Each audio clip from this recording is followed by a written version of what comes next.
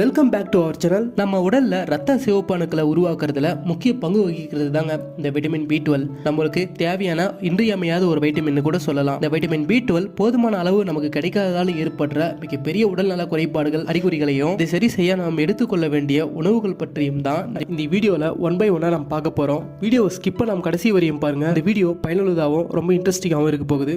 இன்னும் நம்ம channel subscribe பண்ணலாம், மறக்காம சப்ஸ்கிரைப் பண்ணி ஆல் பெல் நோட்டிஃபிகேஷன் எனேபிள் பண்ணிக்கங்க. அப்படியே நம்ம வீடியோக்கு ஒரு லைக் பண்ணிட்டு வாங்க வீடியோக்குள்ள போலாம். வைட்டமின் B12 உடலுக்கு ஏன் அவசியம்னு பார்க்கலாங்க. இந்த வைட்டமின் குறைபாடு உடலின் வளர்ச்சியை பாதிக்குதான். அதன் குறைபாட்டால் பசியின்மை, மலச்சிக்கல், எடையிழப்பு, கை கால்களில் உணர்வின்மை, மரத்து போதல், சமநிலைப்படுத்துறதுல சிரமம், சிந்திக்கும் மற்றும் புரிந்து கொள்ளும் திறன் குறைஞ்சிருமாங்க. மனநல பிரச்சனைகள், டிமென்ஷியா, வாயில் வலி போன்ற கடுமையான உடல் பிரச்சனைகளை ஏற்படுத்துதாங்க. அது மட்டும் இல்லாமல் நாக்கு, எலும்புகள் மற்றும் தசைகளில் பலவீனம், எப்போதும் சோர்வாக இருப்பது போன்ற உணர்வு ஏற்படுமாங்க. வைட்டமின் B12 பற்றின பொதுவான சில இன்ஃபர்மேஷனை இப்போ நம்ம பார்க்கலாங்க. நமக்கு தேவையான வைட்டமின் B12 அளவே 2.4 மைக்ரோகிராம் தாங்க.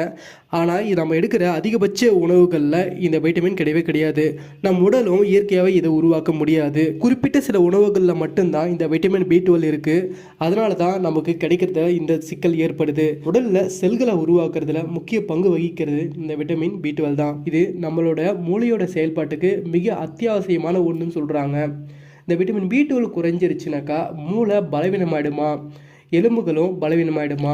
உடலில் பல செயல்பாடுகளுக்கு உதவுற விட்டமின் B12 குறைபாடு தவிர்க்க தான் நம்ம அன்றாட உணவில் சில உணவுகளை சேர்த்துக்கணும்னு சொல்கிறாங்க. அது மட்டும் இல்லாமல் விட்டமின் B12 நீரில் கரைக்கூடிய ஒரு வைட்டமின்றதுனால இது அதிகமான எந்த தொந்தரவும் கிடையாது.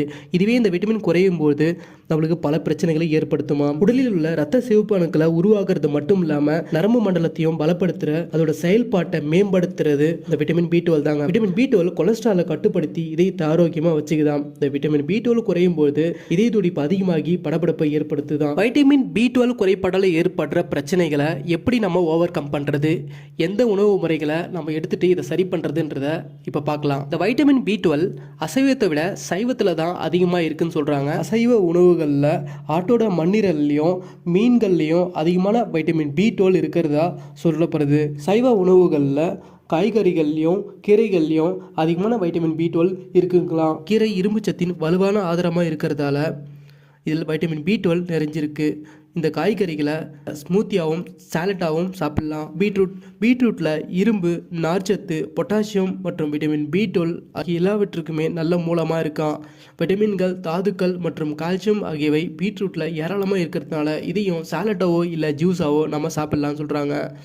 பூசணிக்காயில் பல வகைகள் இருக்குது. இதில் மஞ்சள் பூசணி விட்டமின் B12 அதிகமாக நிறைஞ்ச உணவுன்னு சொல்கிறாங்க.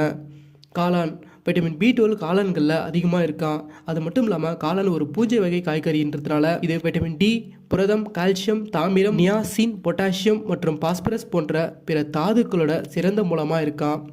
உருளைக்கிழங்குல மாவுச்சத்து அதிகமாக இருக்கிறதால உடலில் இருக்க கார சமநிலையை சமன் செய்தான். உருளைக்கிழங்குல பொட்டாசியம், சோடியம் மற்றும் வைட்டமின் B12 மற்றும் வைட்டமின் A மற்றும் D போன்ற உடலுக்கு தேவையான ஊட்டச்சத்துக்கள் இருக்குதான். இது மெக்னீசியம், இரும்பு மற்றும் துத்தநாகத்தோட நல்ல மூலம்னு சொல்கிறாங்க. இது போன்ற உணவுகளை நம்ம தொடர்ந்து எடுத்துக்கும் போது நம்மளுக்கு விட்டமின் B12 குறைபாட்டை தடுக்க முடியும். இந்த வீடியோ பற்றின உங்களோட கருத்துக்களை மறக்காமல் கமெண்ட் பண்ணுங்கள். ஷார்ட் அண்ட் ஸ்வீட்டாக இந்த இன்ஃபர்மேஷன்ஸ் உங்களுக்கு பிடிச்சிருக்குன்னு நம்புகிறேன். இந்த வீடியோ பிடிச்சிருந்தால் லைக் பண்ணி அப்படியே உங்கள் ஃப்ரெண்ட்ஸுங்களை ஷேர் பண்ணி சப்போர்ட் பண்ணுங்கள். அடுத்து ஒரு நல்ல வீடியோவில் சந்திக்கலாம். Take care, bye. Thanks for வாட்சிங்.